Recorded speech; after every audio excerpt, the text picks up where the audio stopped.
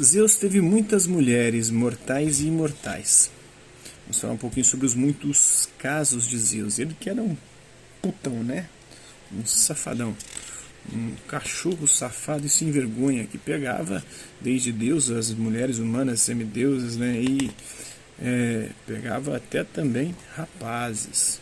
Em resumo, o tema, né, amantes dos deuses, né, as fontes, a Ilíada de Homero, do século VIII a.C., a Teogonia, os trabalhos dos dias, o escudo de Hércules, de Hesíodo, escrito mais ou menos há 700 a.C., da biblioteca do Pseudo Apolodoro, mais ou menos também do ano 100 depois de Cristo.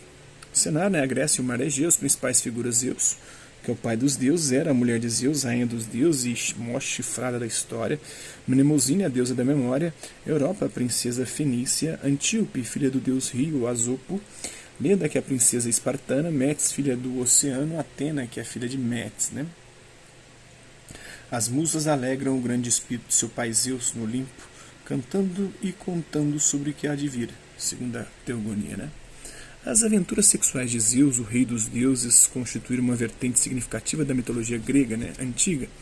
Sem os adultérios, os mitos sugerem que o conhecimento e a expressão artística de todo tipo de poesia, música, teatro ou obras de arte não existiriam. Um dos primeiros casos de Zeus foi com Mnemosine, a deusa titã da memória. Depois de dormir com ela por 9 noites consecutivas, nasceram 9 filhas, que são as musas, né, no conjunto conhecido como as musas. Cada uma dessas filhas tornou-se responsável por inspirar os mortais numa área de empreendimento artístico, né? Calíope inspirava a poesia épica, Clio a história, Euterpe a poesia lírica e a canção, Erato a poesia amorosa, Polímnia a poesia sagrada. Melpomene responsabilizou-se por inspirar o teatro trágico. Thalia, né, assumiu a comédia, a poesia pastoril. Essa é a minha musa. Terpsícore inspirou a dança e Urânia a astronomia. Por todo o período clássico, músicos e poetas recorriam à assistência das musas enquanto compunham. Abençoado é aquele a quem as musas amam, disse o poeta grego Hesíodo após invocar a ajuda delas na Teogonia, seu poema sobre a genealogia dos deuses. Narra o nascimento dos deuses, né? Com a inspiração das musas de Sírio, músicos e poetas poderiam aliviar uma mente sofredora de suas preocupações. Vamos falar um pouquinho agora sobre a Hera e o Cuco, né? O instinto trapaceiro de Zeus era parte integrante da sua personalidade e permeava todas as suas façanhas eróticas. Ele assumiu a forma de um mortal, um belo pastor, para seduzir Mnemosine, e muitas de suas conquistas amorosas envolveram tipos semelhantes de mudança de aparência. Hera, a mulher de Zeus, que era irmã dele, né, também tinha sido conquistada dessa forma. A deusa, notoriamente impiedosa, havia descartado Zeus com desdém durante 300 anos, né? Quando de sua primeira investida, forçando-a a dissimular para ganhar seu afeto. Primeiro ele provocou uma tempestade de raios, em seguida ficou do lado de fora da janela de Hera, assumindo a forma de um filhote de cuco de plumagem nova, né? Ela era apaixonada por pássaros, né? Com expressão de penúria, cujas penas se sacudiam, resfriadas e açoitadas pelo granizo trazido pelo vento. Hera não suportou ver a criatura em sofrimento. Pegou o cuco na palma da mão e o acomodou dentro do seu vestido, junto ao peito, para aquecê-lo. Nesse momento, Zeus assumiu sua forma normal, quase humana, e a seduziu. E foi ela, né? A conquista de Hera não foi a única vez em que Zeus assumiu a forma de ave, né? Ele simulou ser um cisne para seduzir a princesa espartana Leda, assim como fez com Hera. Valeu-se da compaixão de sua vítima, aparentemente fugindo de uma águia que o atacava, caiu nos braços dela, mas ao tentar protegê-lo, embalando-o, ele a violou, a estuprou, né? O que tem de estupro na mitologia grega não está escrito. No caso da princesa Semele de Tebas, a escolha da espécie, uma ave de rapina, né, sinalizou suas intenções predatórias. Assumindo a forma de águia, seu emblema real, ele visitou Semele e a engravidou. Dionísio, o rei, o deus do vinho e das festividades, resultou dessa união, né? E ele sempre aparecia nela dessa forma, né? Mas depois ela pediu para que ele aparecesse na sua forma divina. E ele apareceu, os raios dele foi a eliminou. Mas antes disso ele conseguiu tirar o filho da barriga dela e colocou na coxa dele.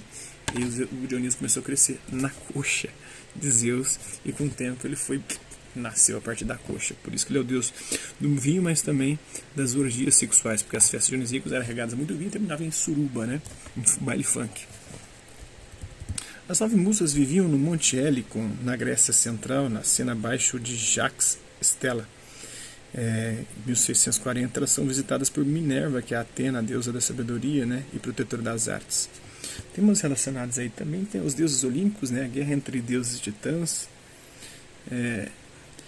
Zeus e seus disfarces, né? Ele se disfarçou, né, um pastor para seduzir a Mnemosine, de Cuco, né, um pássaro para seduzir Hera, a própria irmã, um touro para seduzir a Europa, a deusa da Europa, né? Um sátiro é metade humano, metade bode, né, para seduzir Antíope, um cisne para seduzir Leda, uma chuva de ouro para seduzir Danae, uma águia para seduzir Semele e uma nuvem para seduzir Io. Então, são as formas, seus disfarces que ele assumiu para poder pegar geral, né? Hera, né, como filha dos titãs Cronos e Reia, e mulher e irmã do poderoso Zeus, pode parecer estranho Hera ser comumente associada ao gado, aos bolsonaristas, né? Ela costumava ser retratada como uma vaca sagrada e na Ilíada é descrita como tendo o rosto de vaca e o olho de boi, né? Então era uma deusa também muito importante para os hindus, porque no hinduísmo a vaca é sagrada, né? Então a representação era provavelmente mais honrosa do que parece. Para os antigos gregos a vaca simbolizava a maternidade e a prosperidade. A riqueza era muitas vezes medida pelo número de reses, de vacas que se possuía, né? Mesmo claramente não sendo um símbolo sexual, o papel mais associado à deusa da beleza, Afrodite, ela de fato exemplificou a relevância das mulheres no cotidiano grego. Era famosa como a deusa tanto do casamento quanto da virgindade, né? Apesar de que ela não foi virgem, né? Em Cânatos, no Peloponeso, era adorada como era Pártenos, ou seja, virgem. E dizia-se, a Maria, né? Virgem Maria. E dizia-se que se renovava a sua virgindade anualmente banhando-se na fonte sagrada. Muita mulher gostaria de ficar mais apertadinha aí, né? Banhando-se nessa água dessa fonte sagrada, né? O Heraion de Argos, talvez o primeiro dos muitos templos dedicados a Hera, a reverenciava como a consorte e rainha de Zeus, né? A esposa e rainha de Zeus. Argos, Esparta e Micena, segundo Homero, eram suas cidades preferidas. Vamos falar agora um pouquinho da inocência destruída, né? A conquista de Alcmena, uma princesa mortal com quem ele teve Hércules, né? Foi a mais sinistra de todas. Hércules, que era um semideus, né? Alcmena era um modelo de beleza, encanto e sabedoria, era noiva de Anfitrião, filho de um general tebano. Zeus assumiu a aparência dele para se aproximar de Alcmena enquanto o noivo estava ausente, vingando a morte dos irmãos dela. O rei Acrísio de Argos sentia-se especialmente ansioso por preservar a castidade de sua única filha, Danae. O oráculo havia alertado de que ela estava destinada a ter um filho que, um dia, o mataria. Disposto a evitar tal sina, ele a trancou numa cela para que ninguém dela se aproximasse. Entretanto, Zeus assumiu a forma de uma chuva de ouro, né, para poder penetrar no local pela clarabóia. Mais tarde, o filho resultante deste encontro, Perseu, viria a causar involuntariamente a morte do próprio avô. Então, Zeus era um bandido, né? Transformou-se aqui no pretendido, no noivo da Alcmena, para ter com ela o Hércules, né, o Heracles, e com a Danae, né, ele vira uma chuva de ouro para deitar com ela, e depois disso ela foi jogada num baú dentro do mar, e seu filho foi o Perseu, né, para não matar o avô Acrísio, mas acabou que no final o Perseu fez todas as aventuras dele, né, e saiu, salvou a mãe estava tentando, de um rei de uma outra cidade, quando eles forem, que o rei da cidade queria de todas as formas pegar a mãe dele, e ele acabou transformando todo mundo em pedra com a cabeça da Medusa, né? Olha que foge os termos da cabeça da gente. E isso é um pouquinho da história, né? Aí ele vai sair andando errante pelo mundo depois de tudo isso, de toda essa história. Chega numa cidade, está tendo uma competição olímpica lá, um rito funerário por causa da morte de um rei. E ele gostava de jogar o disco. Aí ele vai e participa da disputa, né? Da disputa olímpica, da disputa esportiva. E na hora que ele joga o disco sai do controle da mão dele e vai para a torcida. E na torcida acerta a cabeça e mata o avô dele, Acrisio, que estava lá. Acabou se cumprindo a profecia. Então é isso aí, espero que vocês tenham gostado do vídeo. Hasta la vista, babies, e até a próxima.